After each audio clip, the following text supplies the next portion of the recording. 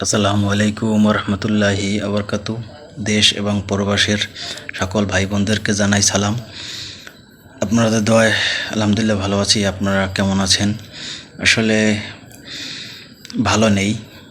দিন দিন যেসব ঘটনা ঘটে যাচ্ছে দেশে, অনাকাঙ্ক্ষিত ঘটনা, আসলে যেগুলোর জন্য আমরা কখনো প্রস্তুত থাকি না, কিন্তু সেইগুলো ঘটে যাচ্ছে। আসলে এর জন্য ভালো থাকা যায় না, কিছু কথা বলতেই হয়। সকালবেলা নিউজ দেখলাম যে জ্বালানি মন্ত্রী বলছে যে জ্বালানি তেলের অভাব নেই দেশে, কেন জ্বালানির সংকট হচ্ছে। জ্বালানি সংকট দিন দিন তৈরি হচ্ছে। দেখা যাচ্ছে যে তেলের পাম্পেও তেল পাওয়া যাচ্ছে না, বিদ্যুৎ থাকছে না। কিন্তু তারপরও ওই গ্যাসের দাম বৃদ্ধি, সব কিছুর দাম বৃদ্ধি হয়ে যাচ্ছে। তারপরও বলছে যে আপনার তেলের সংকট নেই, জ্বালানি প্রচুর পরিমাণ জ্বালানি আছে। ভাই, প্রচুর পরিমাণ জ্বালানি থাকে কেন লাইনে দাঁড়িয়ে থাকতে হবে ঘন্টার পর ঘন্টা? এগুলো সময় নষ্ট হচ্ছে না? একজন চাকরিজীবী, ব্যবসায়ী, একজন কর্মজীবী মানুষ ঘন্টার পর ঘন্টা লাইনে দাঁড়িয়ে থাকলে তার সময়টা নষ্ট হচ্ছে না? এটা কেন ভাই? আপনাদের কাছে প্রশ্ন রেখে যাই। আইনমন্ত্রী বলছে তাদের আইন, কঠোর আইন হচ্ছে। কই কঠোর আইন হচ্ছে কই? ধর্ষণকারীরা তো ঠিকই ধর্ষণ করে যাচ্ছে, তারা শিশুদেরকেও ধর্ষণের শিকার হচ্ছে। এই আপনার মানিকগঞ্জ দেখলাম, সেখানেও কিশোরকে ধর্ষণ করে, বাচ্চা শিশুকে ধর্ষণ করে মেরে ফেলা হয়েছে।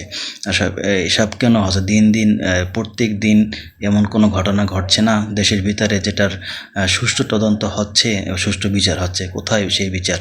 কোথাও বিচার পাওয়া যাচ্ছে না।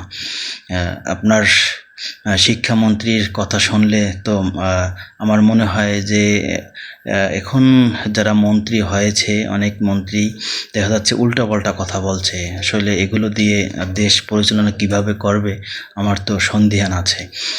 যে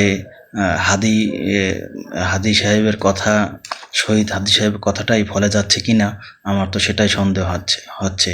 যে তাদের কথাবার্তা, কার্যকলাপ দেখে আমার তো মনে হয় তারা বেশি দিন মনে হয় ক্ষমতায় থাকতে পারবে, আমার মনে হয় না।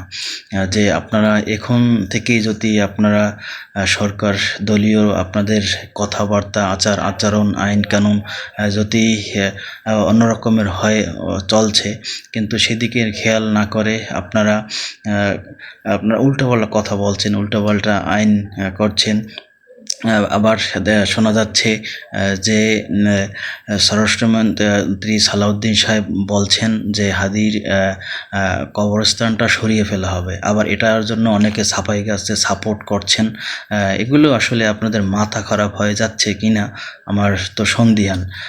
এই ধরনের লোকদের দিয়ে দেশ চালাবেন সুষ্ঠু মতো? আমার তো মনে হয় যে বেশি দিন আপনারা সেভাবে চালাতে পারবেন না। আসলে এই ধরনের লোকদের, এমপিদেরকে দিয়ে, এই ধরনের প্রশাসন দিয়ে, এই ধরনের আমলাদের দিয়ে দেশ ভালো মতো চলবে না। তাই বলবো যে আবোল তাবোল কথাবার্তা না বলে দেশ সুন্দরভাবে চালান, সেই দিকে দৃষ্টি দেন। উল্টোপাল্টা কথা বলে, উল্টোপাল্টা আইন করে ক্ষমতায় টিকে থাকা যায় না।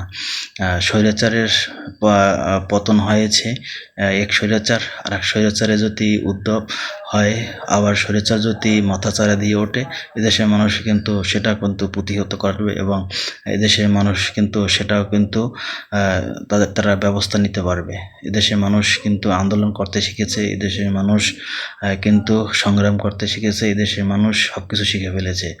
তাই আগেভাগেই আপনারা ঠিক হয়ে যান, আগেভাগেই আপনারা দেশ সুন্দর মতো পরিচালনা করেন, সুন্দর মতো মানুষকে নিরাপত্তা দেন, সুন্দর মতো মানুষদেরকে তাদের অধিকারটুকু, তাদের ন্যায্য পাওনাটুকু, তাদের চাওয়া পাওয়া, আপনাদের যেসব প্রতিশ্রুতি দিয়েছেন সেগুলো রক্ষা করার চেষ্টা করুন।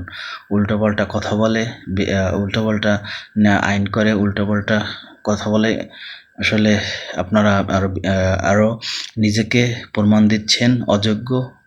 এটা প্রমাণ দিয়ে আপনারা ক্ষমতাচ্যুত হওয়ার জন্য আমি বলবো যে পাগলপারা হয়ে যাচ্ছেন এবং ক্ষমতাচ্যুত হয়ে যাবেন। আসলে গাদ্দারি করে বেশি দিন টিকে থাকা যায় না, এটাই আল্লাহ তাআলা ছেড়ে দেন। আল্লাহ তাআলা কিন্তু ছাড় দেন, ছেড়ে দেন না, এটাই অতীতের শিক্ষা থেকে শিক্ষা গ্রহণ